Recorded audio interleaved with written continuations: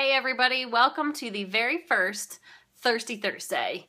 I am hosting these videos for you to have a little bit of extra training and for me to be able to connect. I like to be connected and I want to be connected with every one of you. So the first one we're going to do is about book drives, and we're going to try this video with very little takes, but I wanted to go over some of the things because this is September and I did one of my more successful book drives with Amy Throckmorton last year to benefit kids in the cancer unit at a local hospital, and we used Cuddle Bear books and Cuddle Bear plushes as our book drive, I guess, product that people bought for donation. So there's a few things I wanted to go over, and I just wanted to share with you my experience. And after the video, I'm going to go ahead and post my YouCaring site link. I'll at least do the one for the book drive. I may do the two that I have up on YouCaring. And we'll talk about that in a second.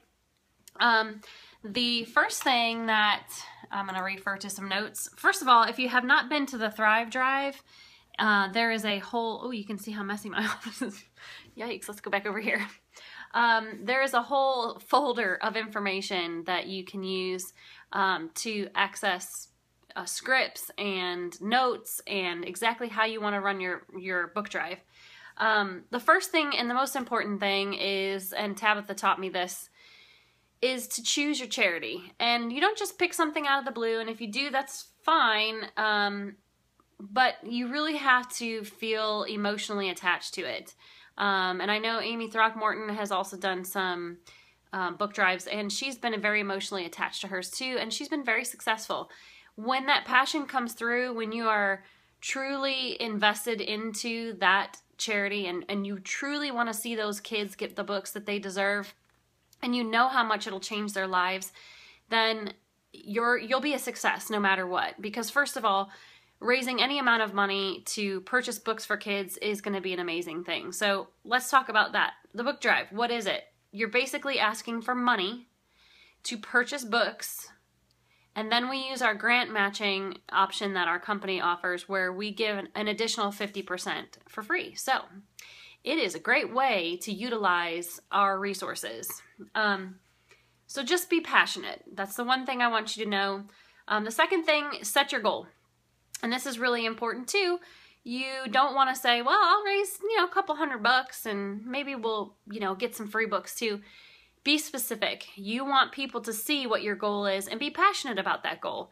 At one point, I think I chose a goal with one of my book drives, and I had a very good friend of mine say to me, yeah, you need to ask for more than, you need to do more than that. You need to make your goal higher than that, because, and she was right. I was totally undershooting my potential.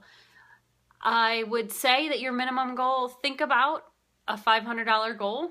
And we'll talk about how you get there and how that works in a second too. But it's really important for you to feel good about that as well. So, it has to be scary. A good goal is going to be a little scary, but it also needs to be realistic. Now, you're not going to say, I'm going to raise $10,000 in 24 hours. But if you want to, great. So set your goal, and remember that when you're asking for donations, you're going to be asking for a set amount. You're going to ask for, you're not going to say, well, give me whatever you want. The thing that you want to do is focus on, we're looking for X number of donations of $25 a piece. That way, you can have a physical number to give people. Whether they want to give less or more is totally up to them. And we encourage that, make it your own if that's what you want to do. And, but having a goal and using those specific numbers when you're talking about your goal is really important. So if you have $1,000, that you want to raise, and you're asking for $25, donations to buy a set, a Cuddle Bear and a book, for example. That's what I did last time, last September. And that will help you understand where you need to be, and you can work out those numbers. I'm not really good at math, but I think that's like, it's a lot, not a lot. Anyway, okay, set up your event. So I'm going off of the notes. See, going off the notes from our Thrive Drive, but I'm kind of just briefing those. Set up your event. I used YouCaring in the past. I've been pretty happy with it. You do pay a fee to have that there, and the fee comes along when you actually have the payment process on that site. You could have people walking down the street or good friends of yours say, hey, can I just send you a check? And that's completely fine. Having it on YouCaring really provides people with a direct link, and that's what people liked. I've had a lot of people, the first one I did, I didn't use YouCaring. Actually the first two, and I had a lot of people say it would be so much easier if you just had a link for me to click on and donate. And so I took their words and I used YouCaring. A couple other consultants have used YouCaring. Research it, read it through, see if that's something you want to do for yourself. There are other options out there for you, so research those and see which one you like. The fee is very nominal. I think it's like 2% maybe. It reminded me of a Square. When you use your Square, it's about the same. Okay, and then I had mentioned before about getting donations to ask for a set amount. I really encourage that. The one thing I do also do usually is ask for business donations. There is a letter that we posted on the Thrive Drive as well. It does need to be trimmed down. When I looked at it again, I realized how long it was. I typically have a couple of businesses that I'll go to every year, at least once each fall or each spring. And they've donated each time, and they've donated $100. That's like 5 kids or 5 families that I'm able to give $25 set, a book, and a bear to. So don't rule those out. Talk to people you have friendships and relationships with that have businesses, or just ask your local businesses that support you or that you've dealt with, your hairdresser, your realtor, your lawyers, your doctors and dentists. And then, okay, communicating. So I'll let you read what that says on the Thrive Drive as well, but communicating is very important. So the book drive is solely focused on a 2-day or a 3-day, possibly a 4-day window, so 24 to 48 hours. We don't think you should do any longer than that. Now, I know some of you may want to, but it's minimized that time frame specifically so that you're really not annoying anybody. You're not really, I guess, pestering them for money on a daily basis. You get to it, you get the business done, and you get over it. Now, I've had people a few days later, maybe 5 days later, say, hey, I still want to donate. Am I too late? They were out of town. They didn't see the message, whatever it was. That's totally fine. I just don't promote it, and I'm not as active. There are some scripts, again, on the Thrive Drive in the folder for book drives, and I highly recommend reading those. Tabitha created those, and she's done so many great book drives and reached so many kids that way. So I recommend reading those. You have to share on your personal page, and this I was a little bit hesitant to do.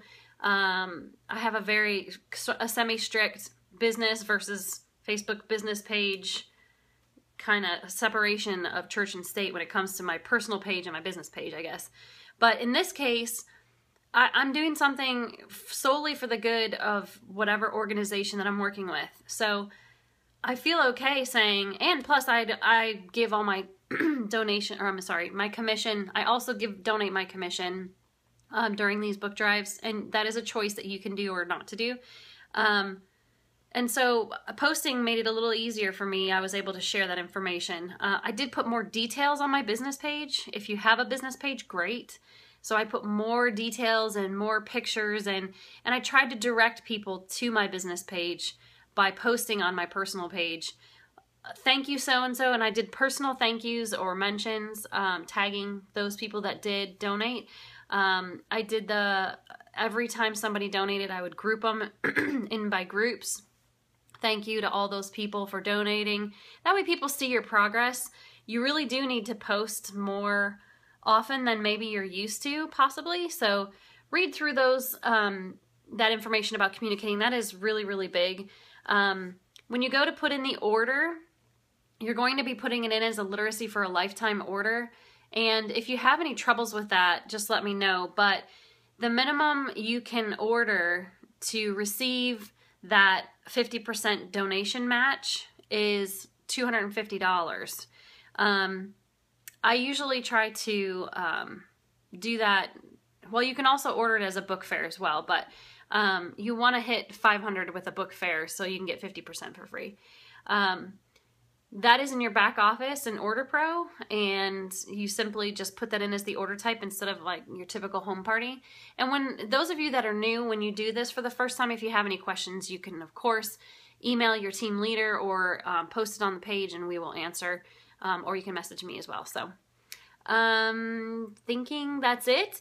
We're gonna have the forum open for questions, and please let me know who's doing book drives this month. Go ahead and post that down below as well. So hope you guys are good, and I'm excited to start our Thirsty Thursdays. Thanks for coming to the first one and or watching later if you couldn't make it today. So I'll see you soon.